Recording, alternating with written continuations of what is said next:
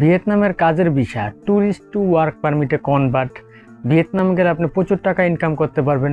আদৌ কি ভিয়েতনামে কি কাজের ভিসা আসছে কিনা, বা ট্যুরিস্ট ভিসা গিয়ে কি আপনি কনভার্ট করতে পারবেন কিনা, বা ভিয়েতনাম যাওয়া কি আপনার ঠিক হবে কিনা, তো এই বিষয়ে আজকে আমি আপনাদের মাঝে কিছু তথ্য উপস্থাপন করব। আসসালামু আলাইকুম, আমি মোহাম্মদ মেহেদি হাসান। যেখান থেকে আমার ভিডিওটি দেখছেন সকলকেই ব্যাপারী মেহেদি অফিসিয়াল চ্যানেলে স্বাগতম। তো বিষয়টা হচ্ছে কি ভাই, বর্তমানে ভিয়েতনামটা এত ট্রেন্ডিং হয়ে গেছে, ইউটিউবে সার্চ র্যাঙ্কিংয়ে থাকে ভিয়েতনামের কাজের ভিসা। ঠিক আছে, তো আসলে কি ভিয়েতনামে যাই আপনি কাজকর্ম করতে পারবেন কিনা, বা ভিয়েতনামের ভিসা সিস্টেমগুলো কি, এই বিষয়ে কিছু তথ্য আজকে আপনাদেরকে জানাবো। তো বিষয়টা হচ্ছে কি ভাই, ভিয়েতনামে কিন্তু প্রথম ফাঁসি কি বিষয়টা সেটা আগে বলি, যে ভিয়েতনামে ট্যুরিস্ট টু ওয়ার্ক।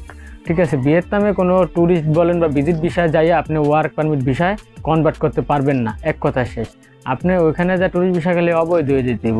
তো এখন প্রশ্ন থাকতে পারে যে ভাই, অবৈধ হয়ে গেলে ওখানে সমস্যা না? ওখানে আসলে বিষয়টা কি, ওখানে পুলিশের ধরপাকড় চিরিবিরি লোক কম।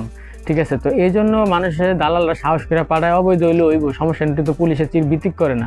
আর ওখানে কাজ করতে গেলে কোম্পানিগুলো এত কাগজপত্র দিচ্ছে না। তবে কি একটা দেশে অবৈধ থাকা উচিত? আমার মতে উচিত না। তবে হ্যাঁ, আপনারা যে পুলিশের ধরবো না এরকম না। ওই যে মনে করেন যে অবৈধ বছরের পর বছর থাকে, সমস্যা না, 2 দিন আগে অবৈধ এসে ধরা পড়ে যায়। তো ওরকমই যদি আপনার তোরের মন পুলিশ একটা কথা আছে না, যদি ধরা পড়েন সমস্যা, এটাই সত্যি কথা। আর সেকেন্ড সমস্যা হচ্ছে কি, আপনি যখন দেশে চলে আসবেন তখন আপনার কি আউট পাস কাটে একবার আয় পড়তে হবে। আপনি ট্যুরিস্ট ভিসা যায় কখনই ভিসা কনভার্ট করতে পারবেন না, কিন্তু আপনি যদি আপনার বিজনেস ভিসা যান তাহলে ওয়ার্ক পারমিটে কনভার্ট করতে পারবেন, বা ডিরেক্ট ওয়ার্ক পারমিট ভিসা যদি যান তাহলেও ভালো। তাহলে আপনার সমস্যা নেই। ভিয়েতনামে কাজ আছে মোটামুটি, তবে 30,000 টাকা খাইয়া দায়া সেভ করা যায়। 30,000 টাকা বাংলাদেশে পাঠাইতে পারবেন। ওই 60,000, 70,000, 80,000 টাকা কামাইতে পারবেন, ওটা মিথ্যা কথা। কারণ মালয়েশিয়াতে মনে করেন যে থাকিয়েছি ভাই, কিছুদিন রিসেন্টলি হয়েছে মালয়েশিয়া থেকে বাংলাদেশে আইসি। ঠিক আছে, হয়তো বা এখন আবার অন্য কোথাও যাব। ঠিক আছে, তো বিষয়টা হচ্ছে কি ভাই, করেন দুনিয়াকার ভিয়েতনামের লোক হলো মালয়েশিয়াতে পড়িয়া থাকে 60 টাকা 70 টাকা বেসিকে, মনে করেন ওরা পার ডে কাজ করে, 60 টাকা 70 রিঙ্গিত বেসিকে মালয়েশিয়া কাজ করে। ভিয়েতনামের লোক অভাবী। ঠিক আছে, বাংলাদেশের চাইতে সামথিং হয়তো বা কিছুটা উন্নত ধরতে পারেন, কিন্তু গরিব রাষ্ট্র। ঠিক আছে, ওরা মনে করেন মালয়েশিয়া পড়িয়া থাকে, মালয়েশিয়া কাজকর্ম করে। আর ওদের দেশে যদি মনে করেন যে আপনি চিন্তা করেন অন্য দেশের থেকে যাইয়া মনে করেন ভরপুর টাকা ইনকাম করবেন, এটা হলো ভুল স্বপ্ন এটা। ঠিক আছে, এখন একটা বিষয় থাকে যে আপনার ভিয়েতনামে কি কি কাজ রয়েছে। ভিয়েতনামে ভাই ফার্নিচারের কাজ, কনস্ট্রাকশন সেক্টরের কাজ, আর হলো গার্মেন্টসের কাজ। এই 3টা কিসিমের কাজই কিন্তু ভিয়েতনামে রয়েছে। তবে আপনি যদি ডিরেক্ট ওয়ার্ক পয়েন্ট ভিসা যাইতে পারেন সেটা আপনার জন্য ভালো। ম্যান পাওয়ার করে বৈধভাবে আপনি রিক্রুটিং এজেন্সির মাধ্যমে যাবেন, তাহলে আপনার জন্য ভালো হবে।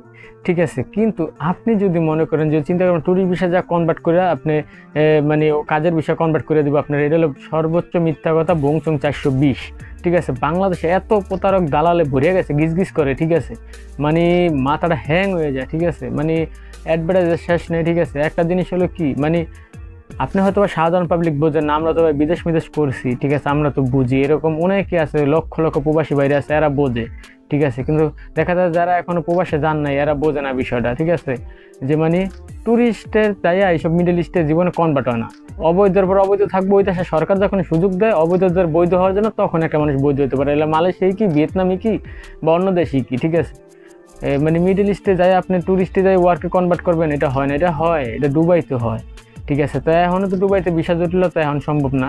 ঠিক আছে, তো এটা এছাড়া অন্য কোথাও দেখি নেই। তো বিষয়টা হচ্ছে কি, আপনি অবশ্যই ভিয়েতনামের বিষয়টা ভেবে চিন্তে তারপরে আপনি ঠান্ডা মাথায় চিন্তা করবেন, তারপরে যাওয়ার চেষ্টা করবেন বা চিন্তা করবেন। ঠিক আছে, তবু আপনি যাবেন না যাবেন এটা সম্পূর্ণ আপনার ইচ্ছা। ভিয়েতনামের মূল কিচ্ছা মূল গল্প আপনাদেরকে বললাম। ঠিক আছে, এটা হচ্ছে বিষয়। আরেকটা কথা হচ্ছে কি ভাই, মিষ্টি কথার প্রলোভনে পড়েন না, দালালরা কিন্তু খুব মিষ্টি কথা বলে। ঠিক আছে, তো এই বিষয়টা মাথায় রাখবেন। তো বিষয়টা এই জায়গায়, কোনো কিছু জানা থাকলে বলা থাকলে অবশ্যই কমেন্টস করবেন। আজকের মতো এই পর্যন্ত, সবাই ভালো থাকেন, সুস্থ থাকেন, আল্লাহ হাফেজ।